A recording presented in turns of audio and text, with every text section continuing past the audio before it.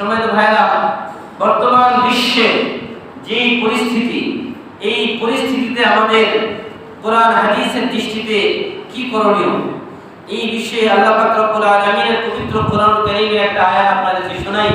আল্লাহ বলেন, ওয়া মা লাকুম লা তুকাতিলুনা ফি সাবিলিল্লাহ ওয়াল মুস্তাদআফিন মিনার রিজাল ওয়াল নিসা ওয়াল ওয়িলদান আল্লাযীনা ইয়াকুলুনা রাব্বানা আখরিজনা মিন হাযিহিল ক্বরিয়াতিয যালিমি আহলুহা ওয়াজআল লানা মিন লাদুনকা ওয়ালিয়্যা ওয়াজআল লানা মিন লাদুনকা নাসীরা। আল্লাহ বলেন, ওয়া মা লাকুম লা তুকাতিলুনা ফি সাবিলিল্লাহ, তোমাদের কি হয়ে গেল? তোমরা আল্লাহর রাস্তায় কিতাল করো না, আল্লাহর রাস্তায় যুদ্ধ করো না।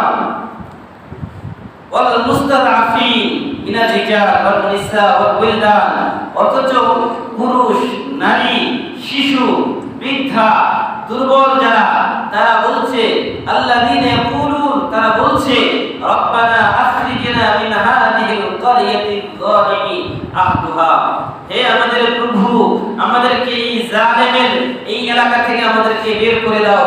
ওয়াজআল লানা মিন লাদুনকা ওয়ালিয়্যা, আমাদের জন্য আপনার পক্ষ থেকে উদ্ভাবক পাঠাও।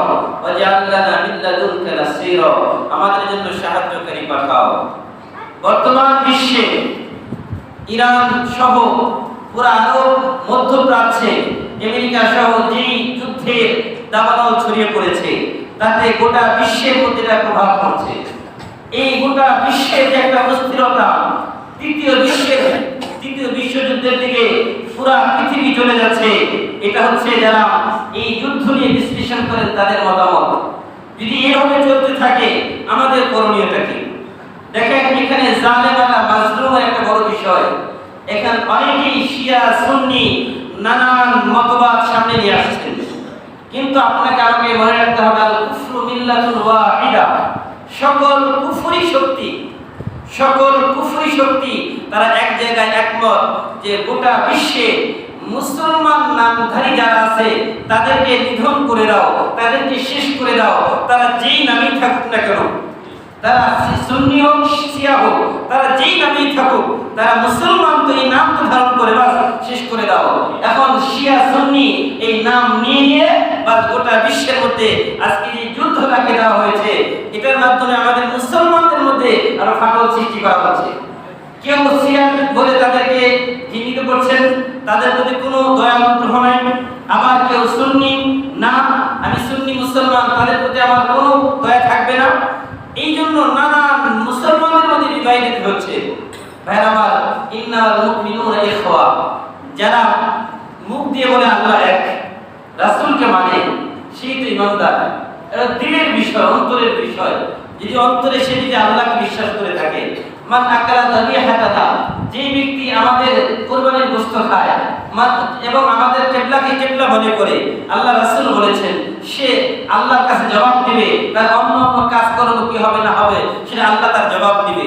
কিন্তু মান ইস্তাকবালা কিবলাতানা ওয়া আকালা যাবিহাতানা, যে আমাদের কিবলা মনে করে, আমাদের কুরবানির পশুকে কুরবানি মনে করে, এটাকে গোশত মনে করে খায়, বাস ফাদালিকা জিম্মাতুল্লাহ, তার জিম্মা দায়িত্ব হচ্ছে আল্লাহ। সুতরাং আমার তোমার এখানে ভেদাভেদ করার কোনো সুযোগ নাই।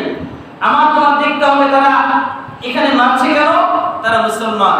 শিয়া হোক, সুন্নি হোক, কারো গায়ে লেখা নাই যে সে শিয়া মুসলমান, কারো গায়ে লেখা নাই সুন্নি মুসলমান। মারার সময় সেখানে শিয়া মুসলমানও মরছে, সুন্নি মুসলমানও মরছে। তাদের পরিচয় তারা মাজলুম, আর মাজলুমের পক্ষে দাঁড়ানো আমার আপনার সকলের দায়িত্ব।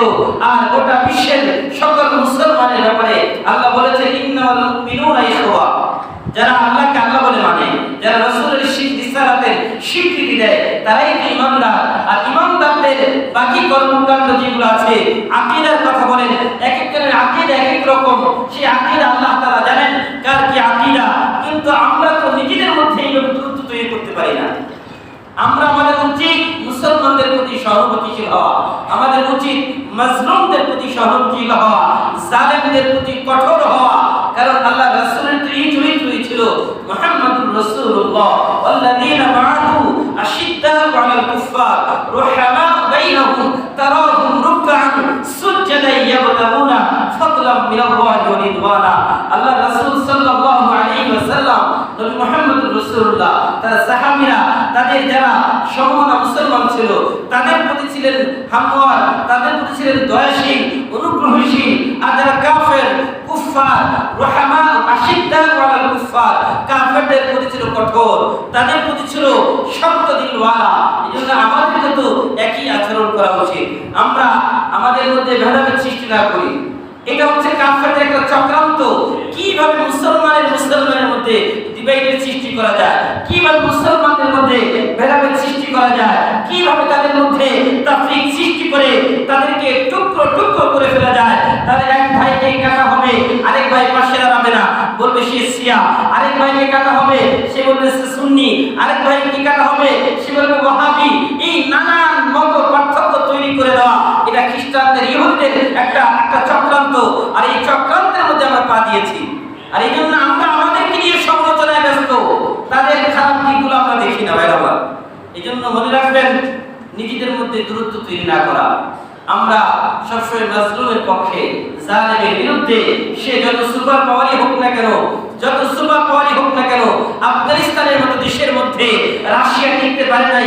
আফগানিস্তান সুপার পাওয়ার হওয়ার পরেও 20 বছর যুদ্ধ করে নাকে খড় দিয়ে পালিয়ে যেতে বাধ্য হয়েছিল। মনে রাখবেন, ইরান এমন একটা দেশ, তাদের হাজার বছরের ইতিহাস লক্ষ্য করেন, তারা কখনো মাথা নত করে নাই। তারা হাজার বছরে কখনো মাথা নত করে নাই।